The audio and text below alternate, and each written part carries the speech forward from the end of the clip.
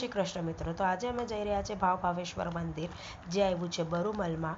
તો સૌથી પહેલાં એમનું એન્ટ્રન્સ જોઈ લઈએ. એન્ટ્રન્સ કેટલું મસ્ત છે ને આ એન્ટ્રી ગેટ છે. એની પછી અમે અંદર જઈને આખું કોરિડોર છે, મોટું શું કોરિડોર છે. પછી ત્યાં કોરિડોરમાં થોડુંક નાનું શું ગાર્ડન છે, ફાઉન્ટન છે. પછી છે મંદિરની અંદર એન્ટ્રી કરવા માટે બીજા એલિફન્ટનું ડેકોરેશન કર્યું છે. પછી અંદર સીડી પાસે જાય ત્યારે સિંહ છે, દરબાન છે, અને આગળ આ છે મંદિરની અંદરની સીન. અને પછી છે બધા ભગવાનજીના દર્શન થાય છે અહીંયા. એક બધાના નામ તો નથી કહી શકતી, પણ આ વિડીયો એના માટે લાંબો રાખ્યો છે કે બધા ભગવાનના દર્શન કરી શકે. એના માટે હું બધા ભગવાનજીના ફોટો લેવા માટે હું આ વિડીયો થોડોક લાંબો રાખ્યો છે.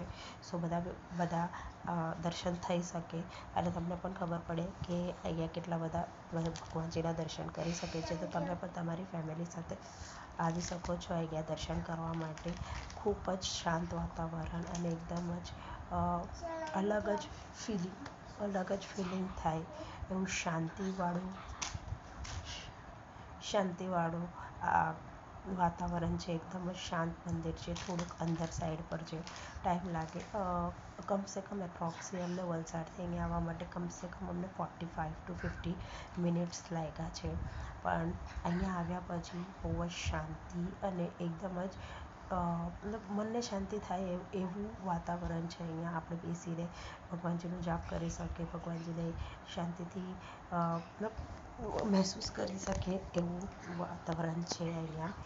આ બધા મંદિરના બધા ભગવાનજીના દર્શન થયા પછી અમે નીચે આવ્યા. નીચે આવીને ત્યાં ગુફા છે. ગુફાની અંદર એન્ટ્રી થાય એ પછી એન્ટ્રી કર્યા પછી આપણે માતાજીના દર્શન કરવા મળે છે. તો એન્ટ્રી આ બહારની ગુફાની બહારથી અમે અંદર ગયા અને અહીંયા બધા માતાજીના દર્શન થાય છે.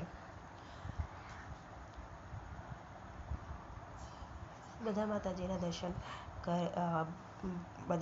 છે અહીંયા, એના દર્શન કરે છે. એટલે જરા વિડીયો હું ફોરવર્ડ કરવાની હતી, પણ મેં કીધું કે ના, દર્શન સારી રીતે થઈ શકે, બધાને જોઈ શકે, એટલા માટે થોડોક વિડીયો મોટો જ રાખ્યો છે. તો બધા માતાજીના દર્શન કરી શકો છો તમે નામ વાંચી શકો છો કયા કયા ભગવાનજી છે, કઈ માતાજી છે. આ છે વૈષ્ણોદેવી માતાજીનું મંદિર છે. મતલબ બધા જ માતાજીના દર્શન થઈ શકે છે એક જ જગ્યા પર. અને પછી આગળ જો ગુફાની બહાર જાય હજી તો છે, હજી પણ માતાજીના દર્શન થાય છે. ગુફા પત્યા પછી આપણે બીજા દર્શન કરવા મળશે. તો હવે અમે ગુફાની બહાર આવી રહ્યા છે.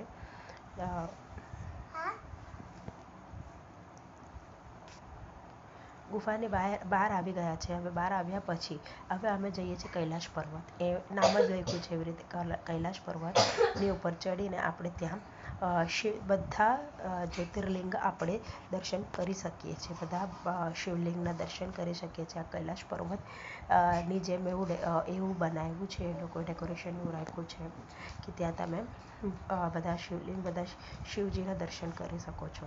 એમના નામ પણ ઉપર દેખાઈ રહ્યા છે આપણે. તો જરૂરથી આવજો અને દર્શન કરજો ભગવાનજીના. ને તમને પણ અહીંયા આવીને બહુ જ શાંત અને બહુ જ પ્રસન્ન થશે, મન પ્રસન્ન થશે એવું આ વાતાવરણ છે અહીંયા મંદિરમાં.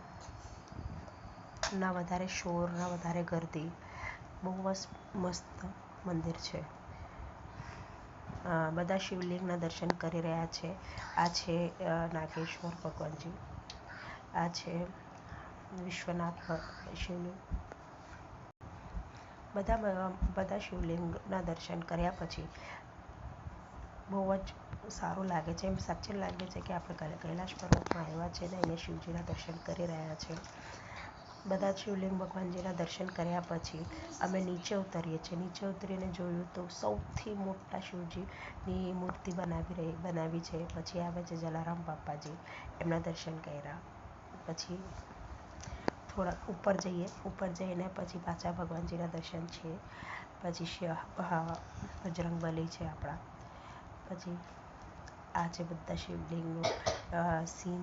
આ છે સિંદૂરી ભૈરવનાથ ભગવાનજીનું. દર્શન. પછી પાછું નીચે ઉતરીને એક હજી નાની ગુફા છે જ્યાંથી આપણે પાછા દર્શન કરી રહ્યા છે. આપનું નામ તો મને ખબર નથી, પણ જેમને ખબર હોય તો પ્લીઝ મને કમેન્ટ કરીને જણાવજો.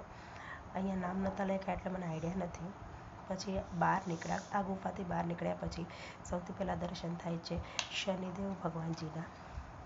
શનિદેવ ભગવાનજીના દર્શન કર્યા પછી આપણે શનિ શિંગણાપુરના દર્શન થાય છે. શનિ શિંગણાપુરના દર્શન કર્યા પછી વિઠ્ઠલ ભગવાનજી અને રૂકમણી દેવીજીના દર્શન થાય છે. પછી સંતોષી માતા અને શીતળા માતાના દર્શન થાય છે. આમ કરીને આપણા બધા ભગવાનજીના દર્શન થઈ ગયા છે. હવે અમે બહાર આવ્યા છે. બહાર એકદમ મોટું આંગણ છે અને ત્યાં ગૌશાળા બનાવી છે. ગૌશાળામાં ગાયો છે, કૃષ્ણ ભગવાનની મૂર્તિ છે, રાધે કૃષ્ણની. અને પછી નિશાન અમારે ગાયને લાડવો ખવડાવ્યો છે. કેટલું સરસ લાગે કે આપણે એક જ ભગવાનજીના દર્શન અને ગાયને પણ આપણે ખવડાવી શકીએ છીએ. પછી આગળ અમે આવ્યા હતા થોડુંક હજી જોવા માટે કે આગળ શું છે. તો ત્યાં અમે આગળ આવ્યા, ત્યાં અમને દેખાયું કે ત્યાં શિક્ષાલય, એ જે લોકો શિક્ષાલય એમનું એરિયો છે. એટલે આ થયું અમારું આખું જર્ની.